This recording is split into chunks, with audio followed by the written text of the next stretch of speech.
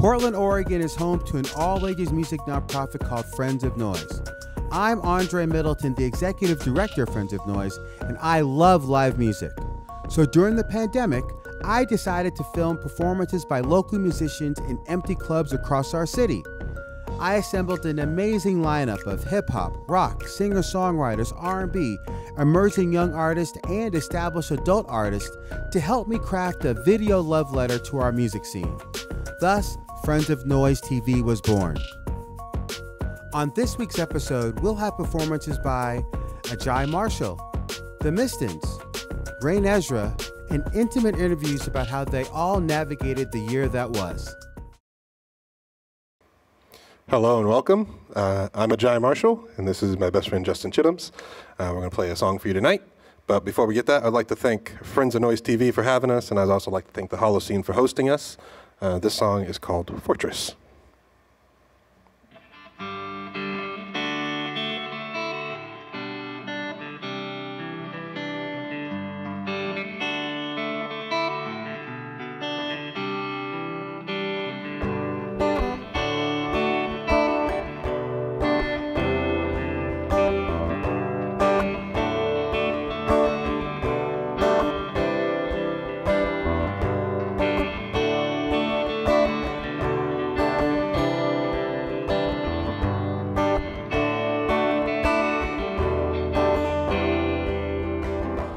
Funny how time passes by like tiny grains of sand on a dragonfly. So many things I took for granted in life, like your butterfly kisses in the dead of night. Your hands, your eyes, your hair, your lips were always at my fingertips. To love, to hold, to touch, to kiss. I never thought I'd miss like this. I wish I had a way to find the words to say, the perfect letter or poem that will make you stay. Wish I can get away and be with you today. I made a promise to myself to never feel this way. Maybe I shouldn't say silly things anyway. Don't wanna lose your smile just because it's been a while. I just wanna let you know I miss you, I miss you.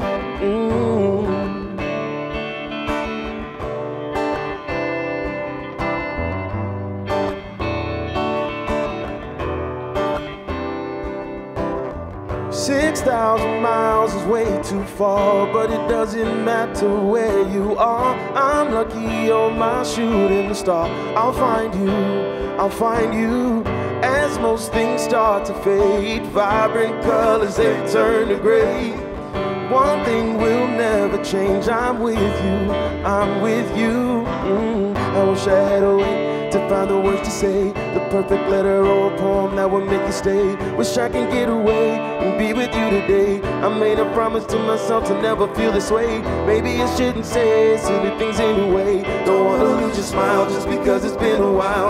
I just wanna let you know I miss you, I miss you.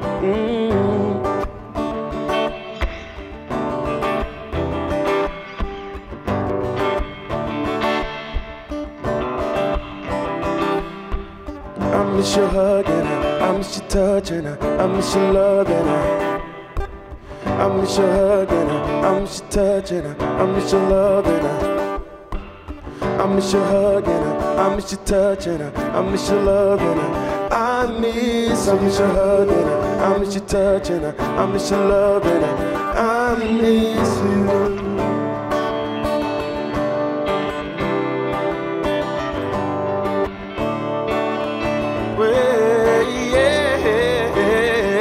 I had a way to find the words to say, the perfect letter or a poem that will make you stay. Wish I can get away and be with you today. I made a promise to myself to never feel this way. Maybe I shouldn't say silly things anyway. Don't wanna lose your smile just because it's been a while.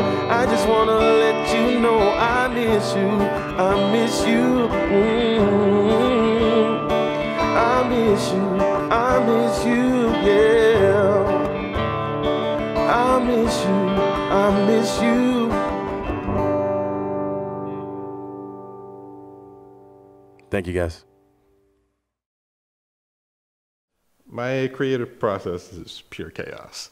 It is it's not that like I have the idea of most people, they'll like write a melody and then they'll start writing lyrics to it, or they'll find a chord structure or whatever they like. Inspiration for me kind of comes from whatever is happening to me at that moment. It could be that I did hear a melody that I liked and I just started manipulating it into being something different, playing around with it. It could be that I started noodling on the guitar and then all of a sudden a chord structure comes out that I really like. When I am writing or recording my own kind of stuff, it somehow, for whatever reason, usually tends to come out with an 80s flair to it. There's a lot of like pop 80s. I really love Tears for Fears and the band Yes, and specifically 90125 is one of my favorite albums. Most people don't know that about me, so secret's out. But it's very much just, I have an image, usually once I start to get into something, that I have to flesh out in order to get it out of my head. Otherwise, it'll bother me until the end of the earth. And there have been many a sleepless night of pushing out an idea and making it to what I want it to be. So yeah, it's just, I have to get it done, and it's pure chaos until I do. I have performed at the Holocene before, quite a few times. Two are most memorable. I did a Valentine's Day show with Riva DeVito about, I want to say 3 years ago, and also did the release of the Heavy Hustle EP at Holocene, and that was, I want to say, about 3 years ago as well. It's a fantastic venue. I really love it. I like that there's an upper part and a lower part, and if they do like a festival, they can separate it to have two different stages and go back to back to back to back. It's a really cool place. I love how they have brought the sound treatment into being part of the aesthetic of the venue. It's fantastic. The staff there is great. I love it. As far as playing there with it being empty, I do like playing shows during the pandemic.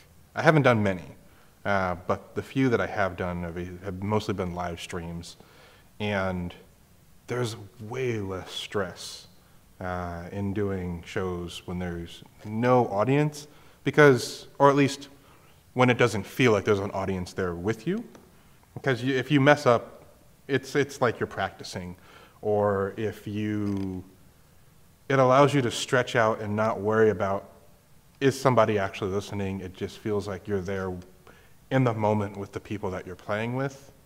Yeah, there's definitely the aspect of it of you're performing, but because you don't have there's eyes like burning into my soul right now kind of feel, you get the more of the, what is the drummer doing? What is the bass player doing? What is the lead singer doing? Can I hone in on that? Can we expand on that? I did one, I think it's Northwest Spotlight Talent at the beginning of the shutdown, and that was the first time that I had played a show in I want to say like almost 5 months at that point. And it felt good, because I definitely had the pandemic cooped up in the house kind of stress, and to just get that kind of release from music was nice. And I didn't have to worry about there being an audience. I didn't have to worry about if I messed up a note, just kind of let it happen. It was great. Hi, we're the Mistons from Thompson Street in Portland, Oregon. We want to thank the Friends of Noise and the Crystal Ballroom for having us tonight. This song is called My Heart. It's from our album called World of Convenience. Oh,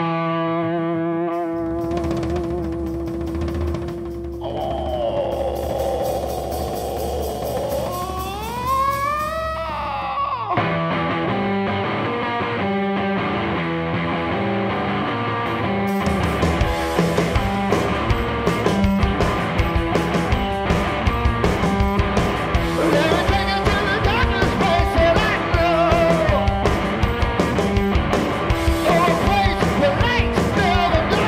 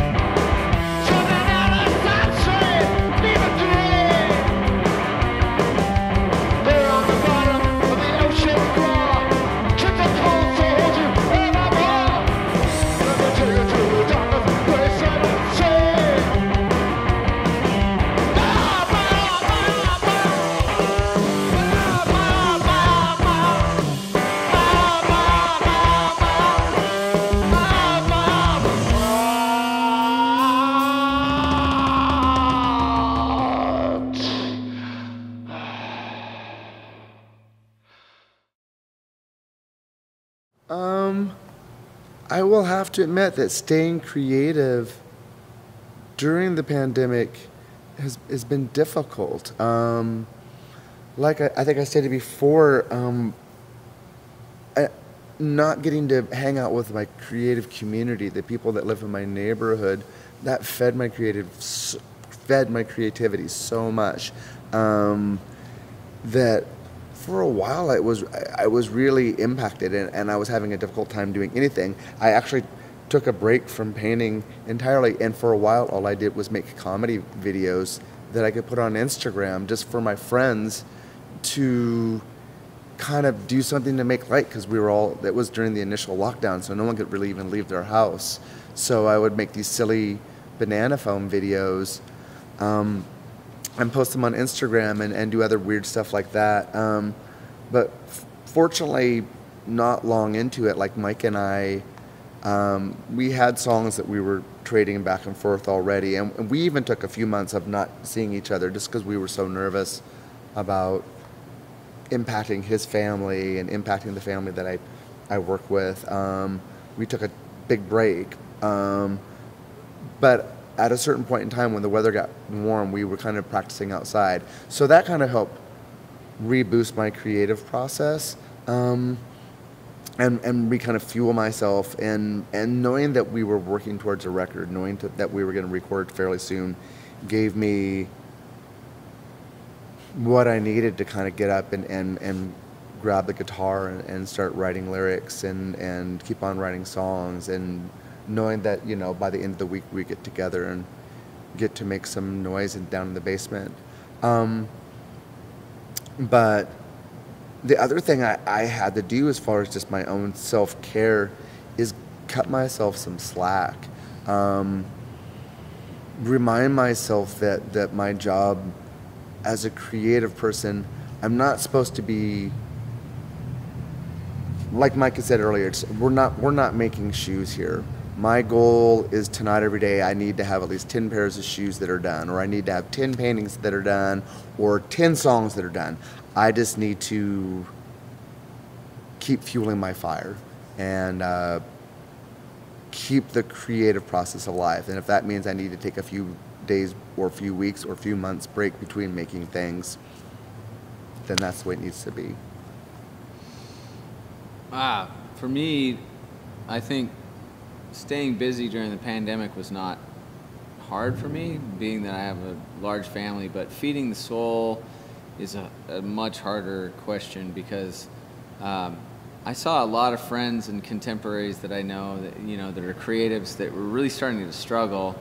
And strangely, I kind of felt like, you know, like we were passing videos back and forth. We had created a demo before the pandemic, and we were like, you know, like he was doing his comedy things and the banana phone videos, which were hilarious. And then it was just kind of like, okay, so we made a video for one of our songs that's you know, pretty comedy driven as well. It's just about the idea of the world of convenience and everything.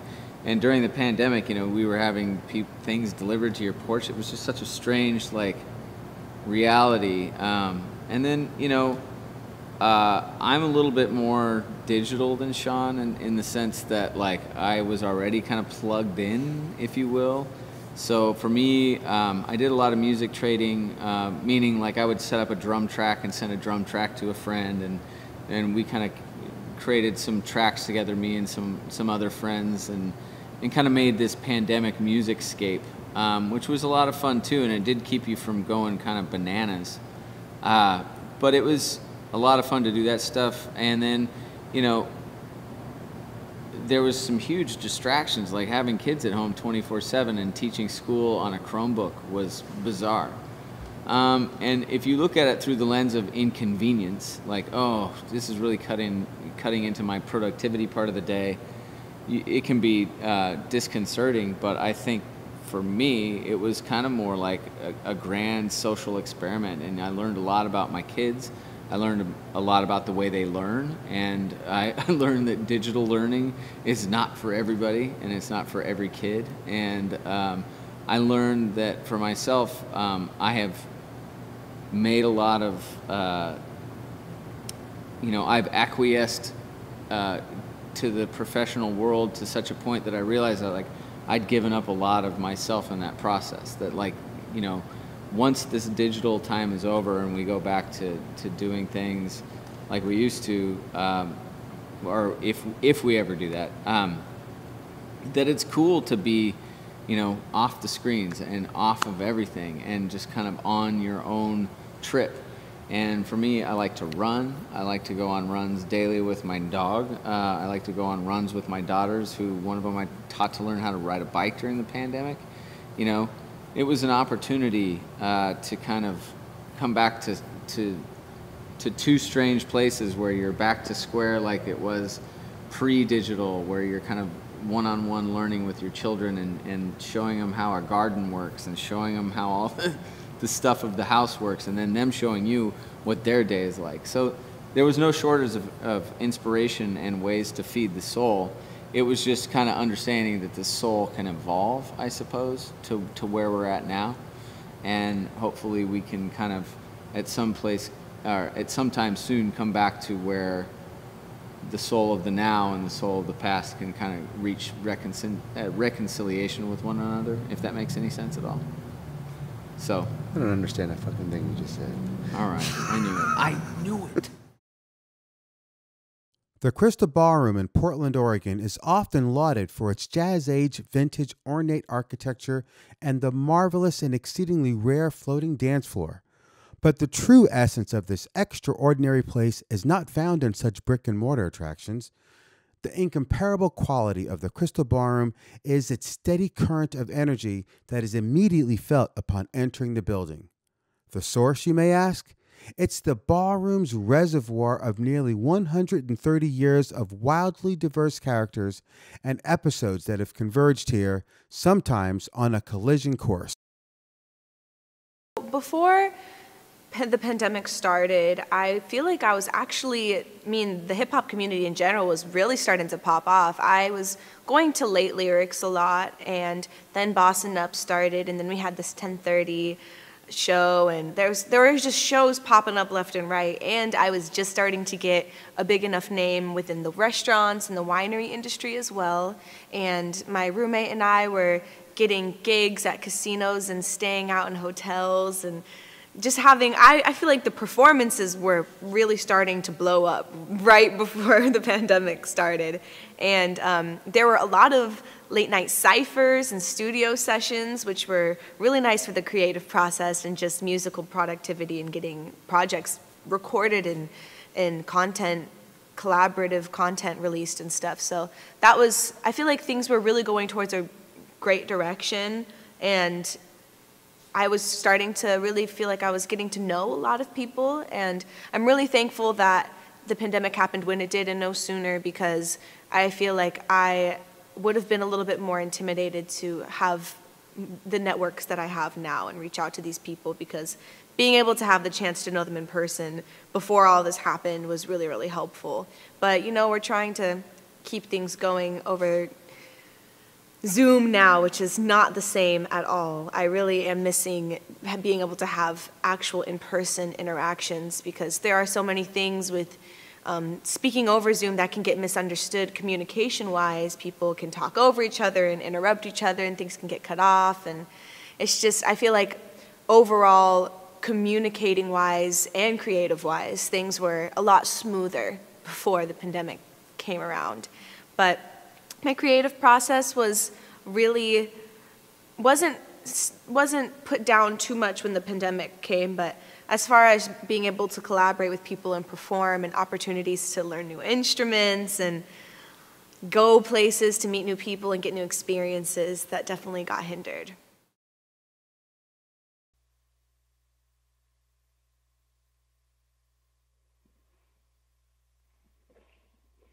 Hello. Thank you again, Friends of Noise and Star Theater. This next song is called Chronic Kisses.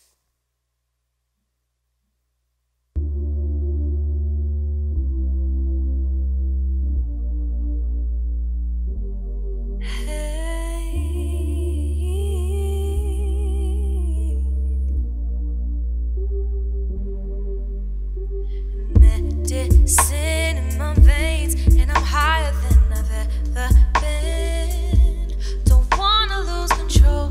It's funny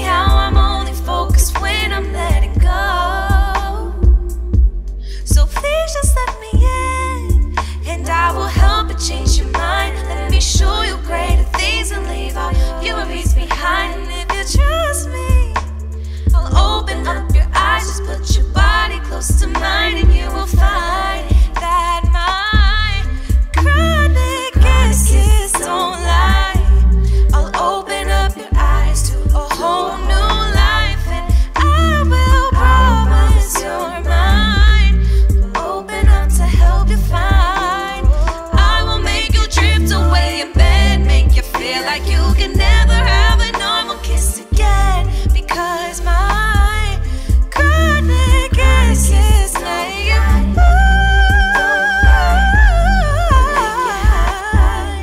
make you high.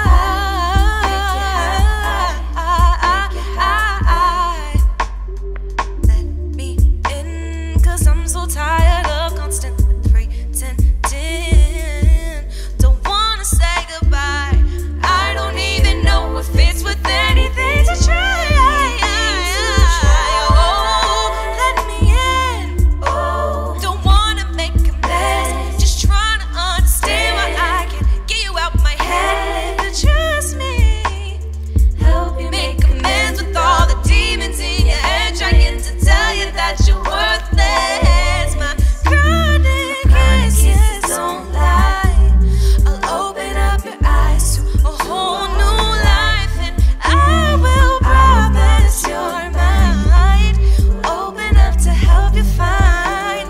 I will make you drift away in bed, make you feel like you can never have a normal kiss again, because my chronic kisses make you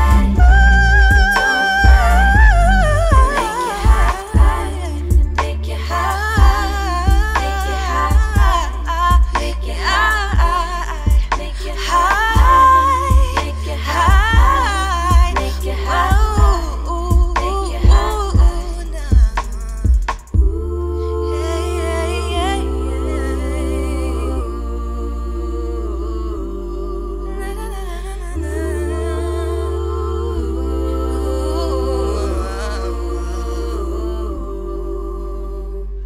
Thank you. The biggest thing that 2020 has taught me is I can have zero expectations. And I've been taking that, and I've been learning how to take that into this new year, because I am somebody who has lived a lot of my life based on planning for the future. And now there are so many things that I realize are out of my control. Like, oh, are these things going to be open, or are these people going to be willing to be in a room with me and all these other people, or are these things going to be, are people going to be vaccinated, and is everything going to be ready to go by this time? I feel like I'm definitely living life just driving blindly now, which is a little scary, a little intimidating.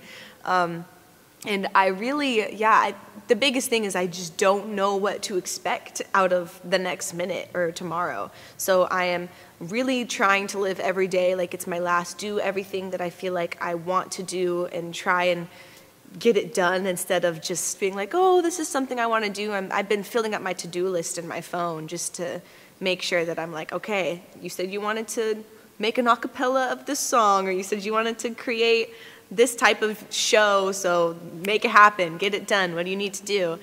And that's been helping me actually move forward and be motivated with getting things done and productivity, except for it is really stressful when things follow through and it's completely out of your control, and at least I'm expecting it now. So when those things happen, I'm not like, oh my goodness, I used to really let those things let me down. If I was expecting for something to follow through and it didn't, it really made me feel some type of way. And now I'm getting better at just knowing that that's how it's probably gonna be, and letting it be, and just working with what we got, pretty much.